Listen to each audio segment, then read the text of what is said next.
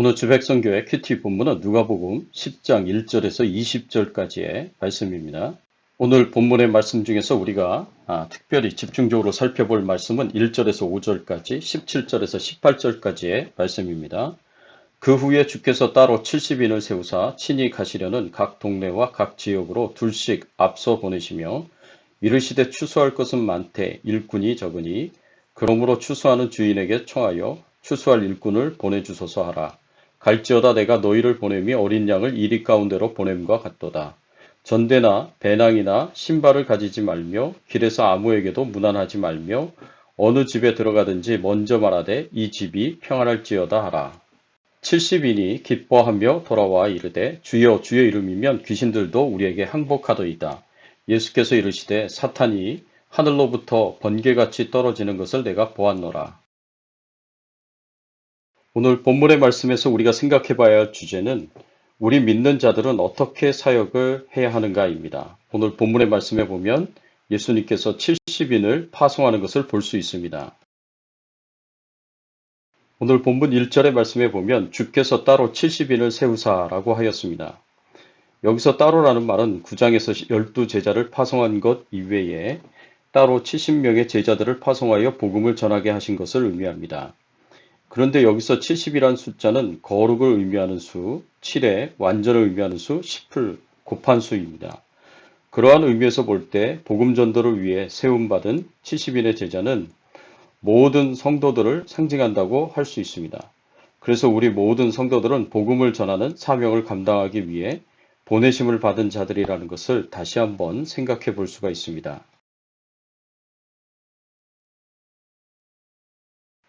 우리 믿는 자들은 어떻게 사역을 해야 하겠습니까? 첫 번째로 우리 믿는 자들은 서로 협력하여 사역을 해야 합니다. 예수님께서 70명의 제자들을 파송하실 때 혼자로 파송하지 않으십니다. 예수님께서 2명씩 묶어서 파송을 하십니다. 여기에는 아주 중요한 의미가 담겨져 있습니다. 첫째는 둘이 협력하여 일을 하라는 것입니다. 예수님께서는 제자들이 혼자서 일을 하는 것을 원하지 않습니다.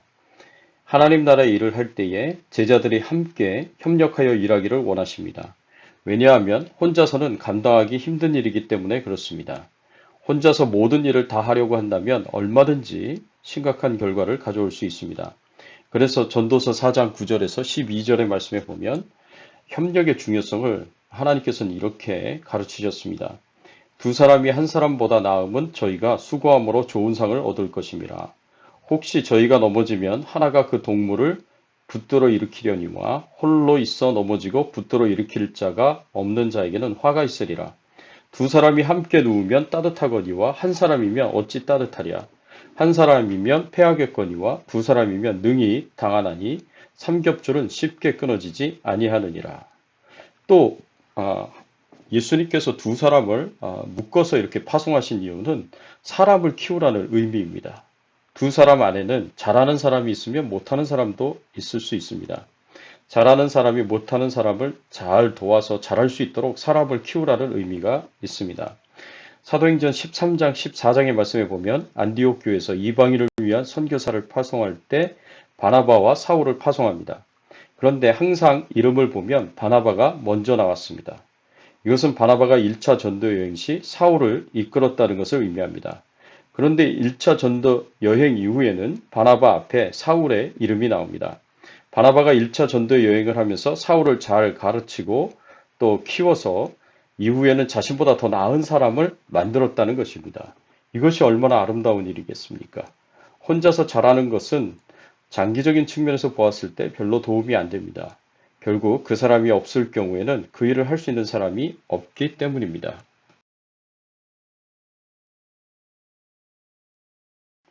두 번째로 우리 믿는 자들은 하나님의 능력과 권세를 의지하여서 사명을 감당해야 합니다. 4절에서 제자들에게 능력과 권세를 부여하신 주님께서는 여행을 위하여 아무것도 가지지 말라고 지시하셨습니다. 그리고 이처럼 제자들이 지참해서는 안 될 품목에는 당시 여행에 절대적으로 필요하였던 전대나 배낭이나 신발이 있습니다. 4절의 말씀에 보니까 전대나 배낭이나 신발을 가지지 말며 길에서 아무에게도 무난하지 말며 라고 말씀하셨습니다. 예수님께서 12제자들을 보내실 때 비슷한 말씀을 하셨습니다. 9장 3절의 말씀에 보면 이르시되 여행을 위하여 아무것도 가지지 말라 지팡이나 배낭이나 양식이나 돈이나 두벌 옷을 가지지 말라라고 말씀하셨습니다.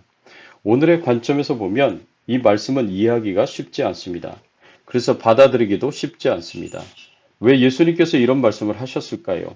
세상 일에서는 사업을 하더라도 자본이 필요하고 정치를 하더라도 자본이 필요한데 예수님께서는 하나님 나라의 사역을 하라고 파송하시면서 여행을 위하여 아무것도 가지지 말라고 명령하십니다. 지팡이도 배낭도 양식도 돈도 여벌의 옷도 필요 없이 사역을 하라고 말씀하십니다. 그리고 예수님께서 주신 것은 모든 귀신을 제어하고 병을 고치는 능력과 권세를 주셨습니다. 이것은 예수님께서 하나님이 주시는 능력과 권세를 가지고 사역을 감당하라고 하시는 말씀으로 이해할 수가 있습니다. 이것을 좀 더 다르게 이해하자면 하나님 나라의 사명을 감당하기 위해서는 그 어느 것보다도 하나님이 주시는 능력과 권세를 의지하는 것이 가장 중요하고 결정적이라는 것을 가르치고 있습니다. 그리고 예수님의 말씀대로 행하였을 때 어떤 결과가 나왔습니까? 제자들은 아무것도 가진 것이 없어도 사역이 크게 성공적으로 이루어졌습니다. 오늘 본문 17절, 18절 말씀해 보니까 70인이 기뻐하여 돌아와 이르되 주여 주의 이름이면 귀신들도 우리에게 항복하더이다. 예수께서 이르시되 사탄이 하늘로부터 번개같이 떨어지는 것을 내가 보았노라. 귀신이 항복하고 사탄이 하늘에서 떨어지는 역사가 일어났습니다. 뿐만 아니라 제자들은 이렇게 성공적으로 사역하면서도 불구하고 먹고 지내는 것에 조금도 불편함이 없었습니다. 누가복음 22장 35절의 말씀을 보면 그들에게 이르시되 내가 너희를 전대와 배낭과 신발도 없이 보냈을 때에 부족한 것이 있더냐 이르되 없었나이다. 아무것도 가지지 않았어도 제자들은 부족한 것이 없었다라고 말하고 있습니다. 하나님께서 필요할 때마다 공급하여 주시고 채워주셨기 때문입니다.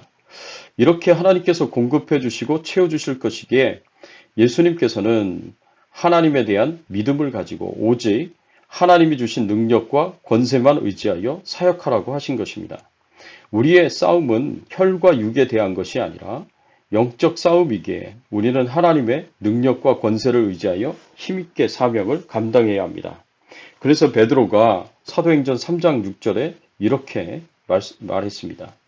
베드로가 이르되 은과 금은 내게 없거니와 내게 있는 이것을 내게 주노니 나사렛 예수 그리스도의 이름으로 일어나 걸으라 하고 초대교회 사도들은 하나님의 일을 하는 것에 있어서 은과 금을 의지하지 않았고 나사렛 예수 그리스도의 이름, 그 이름이 가진 능력과 권세를 가지고 사역을 했습니다. 사랑하는 성도 여러분, 부디 하나님의 사명을 감당할 때에 다른 성도님들과 함께 연합하여 사명을 감당하시고 하나님이 주시는 능력과 권세로 사명을 잘 감당하셔서 하나님께 영광을 돌리는 삶을 살아가시기를 예수 그리스도의 이름으로 축원합니다. 함께 기도하겠습니다. 하나님 감사합니다. 우리가 하나님 나라의 사명을 감당할 수 있는 귀한 사명을 저희들에게 허락하여 주시니 감사합니다. 구원해 주신 것도 은혜요. 사명을 주신 것도 은혜입니다. 주님이 주신 사명 잘 감당할 수 있도록 하나님 도와 주시옵소서. 함께 연합하여 동역하며 사명을 감당하게 하시고 하나님이 주신 능력과 권세를 의지하여 사명을 감당할 수 있도록 도와주시옵소서.